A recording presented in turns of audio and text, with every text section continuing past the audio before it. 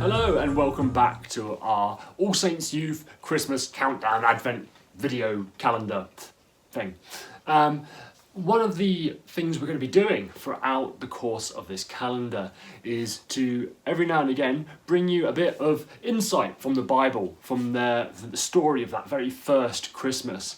Maybe you're interested in reading around that a little bit as we approach Christmas, and we're going to give you a couple of pointers, tips, insights for you to take on and explore.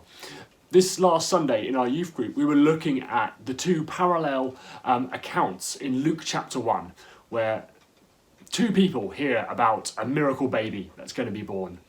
Zechariah and Mary.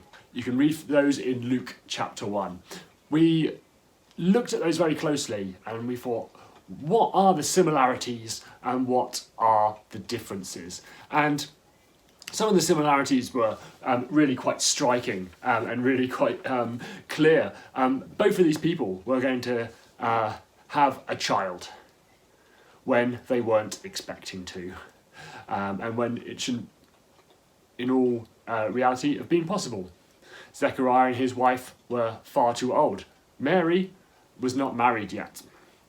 And they happen in similar ways. It's the same angel we hear. Angel Gabriel comes to both of them, tells them both not to be afraid. They both ask, how can this happen?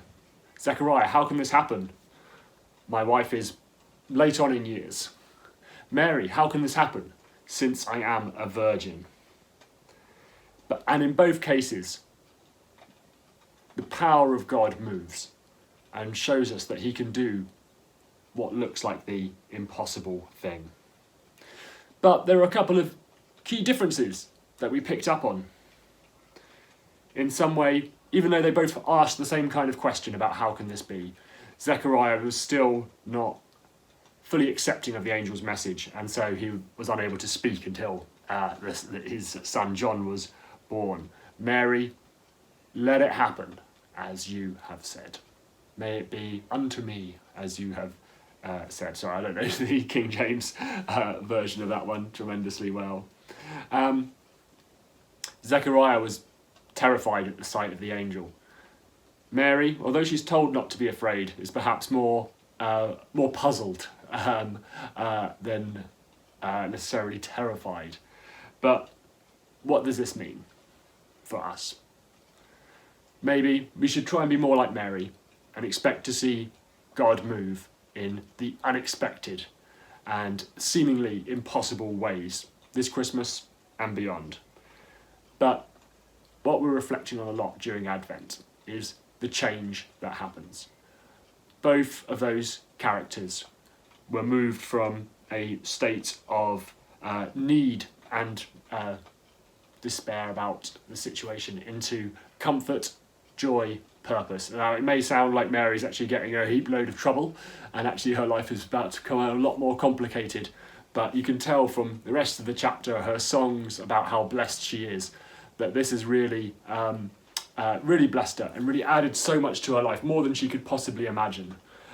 Comfort and joy comes in a lot of forms, shall we say, and not always the ones that are most obvious. So tomorrow, our second Sunday in Advent, we look forward to, we mark peace, the Sunday of peace. And peace as well, perhaps always doesn't quite look like what we expect. So do go and read those accounts for yourself. There's loads more to unpacking there. Those are just some of the insights that we came up with in our youth group on Sunday. But Luke chapter 1, Gabriel appearing to Zechariah and to Mary. And this Christmas, let's try and be more like Mary and expect to see God moving in those amazing, brilliant ways. We'll see you tomorrow for another Advent countdown window.